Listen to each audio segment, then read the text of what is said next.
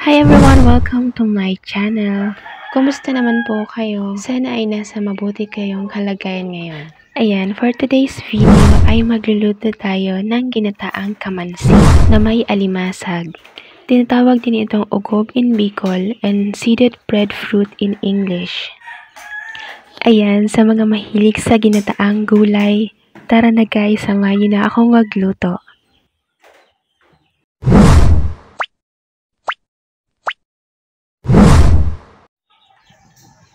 Ayan, ito ang ating gugulayin na kamansi or ugob. Para siyang langka. Tulad din ng langka ay babalatan natin siya bago hiwain. Ayan, nabalatan na natin ang dalawang kamansi. Ngayon naman ay hihiwain na natin ito. Ayan, hiniwa na natin ito ng medyo maliliit or maninipis lamang. Ayan, set aside muna natin yan. Ito naman ang alimasag na isasahog natin. Hugasan na natin yan ng mabuti.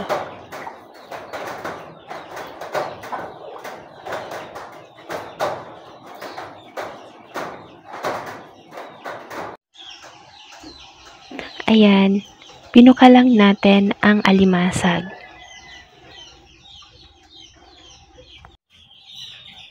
Ayan, nilagay na natin ang gata sa ating paglulutuan. Ito guys yung pangalawang gata or pangalawang piga. Ayan, naglagay na rin tayo ng alamang. Maglagay na rin tayo ng hiniwang sibuyas at bawang.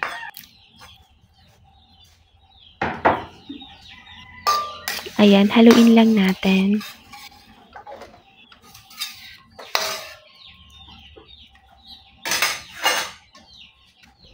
Ayan, ilagay na rin natin ang hiniwang kamansi.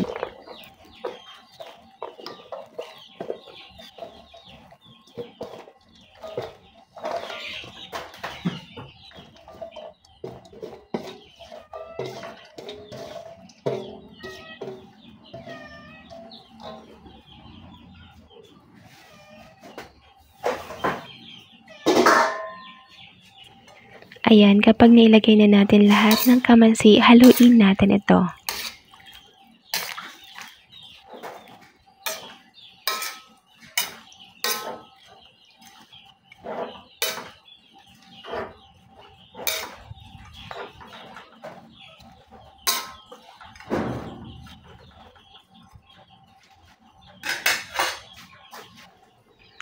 Takpan natin ito at lutuin sa katamtamang apoy.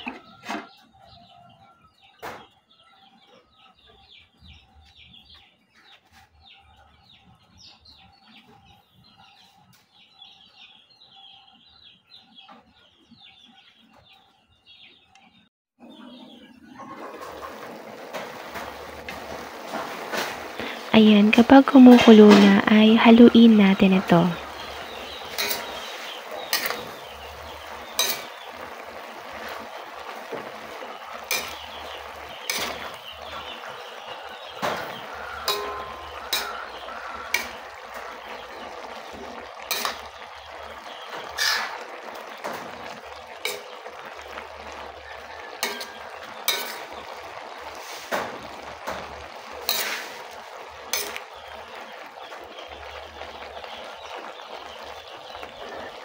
Lagyan na din natin ito ng tanglad.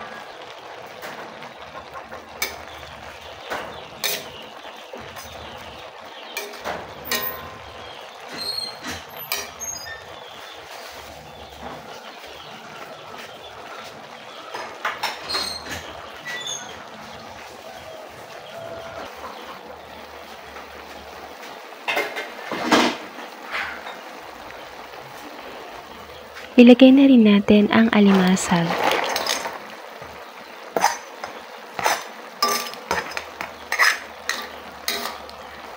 Ayan, haluin lang natin.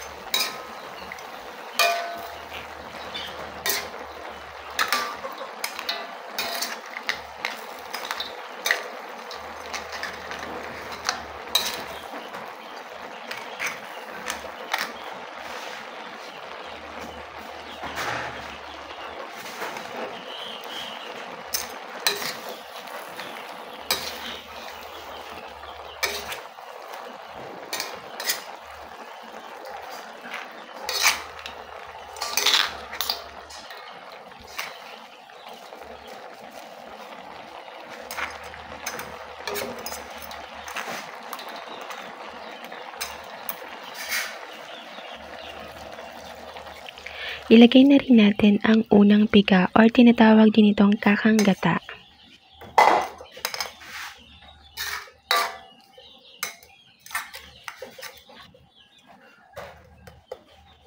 Lagyan na rin natin ito ng sili.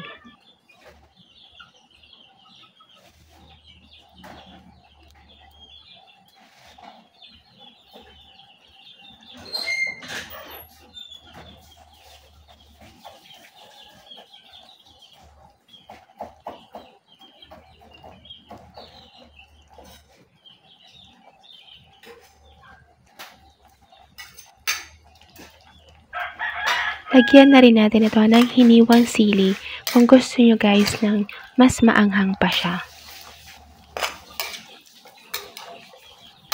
Ayan, haluin natin ng bahagya or ng dahan-dahan.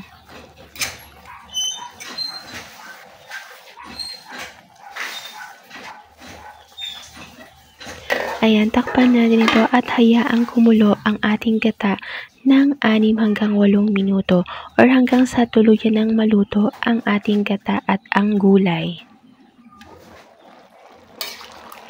Ayan, kumukulo na, haluin natin ito.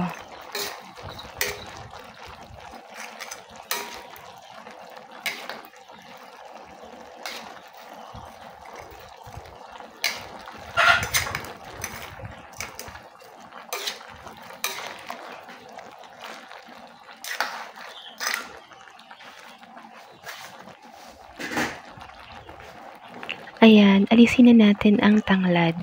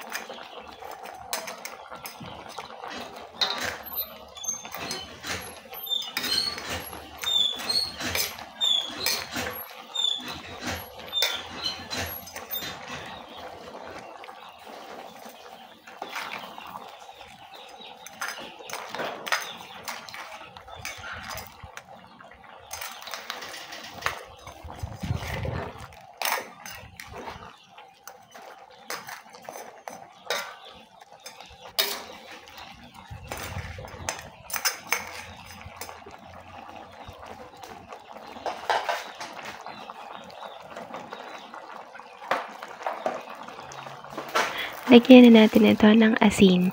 Kanina hindi ko na nilagyan kasi naglagay naman tayo ng alamang. Kasi yung alamang natin ay medyo maalat na din siya.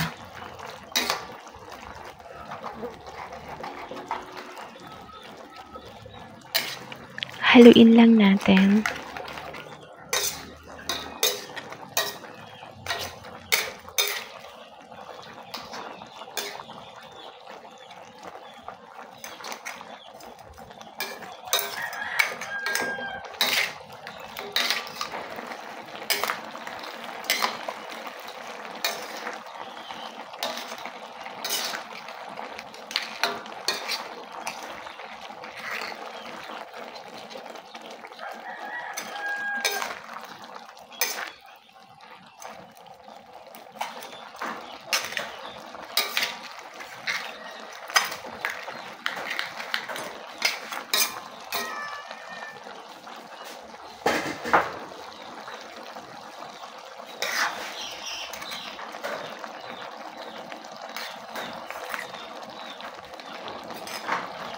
Ayan, alisin pa natin itong natirang tanglad.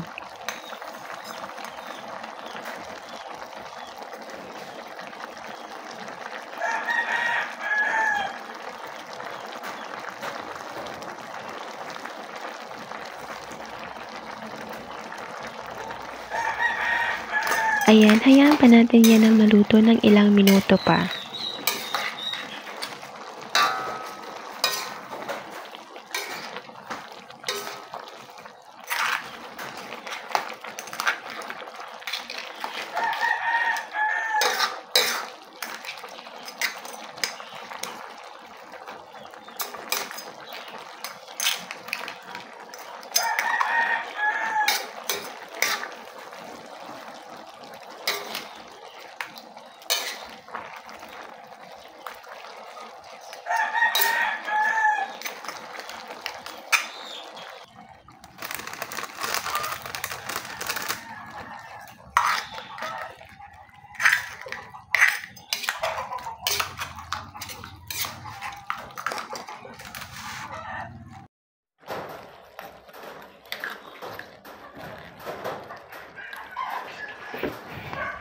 Ayan, tikman na natin kung okay na ang lasa.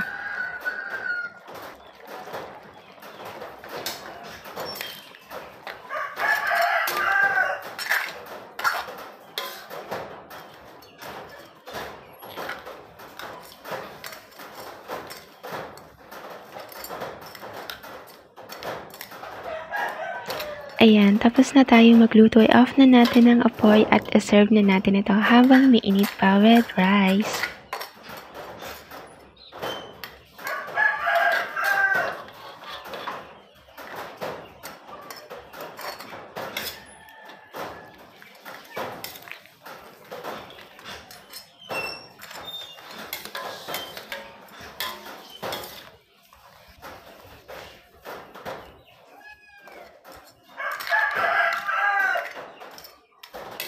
Tara guys, kain na tayo.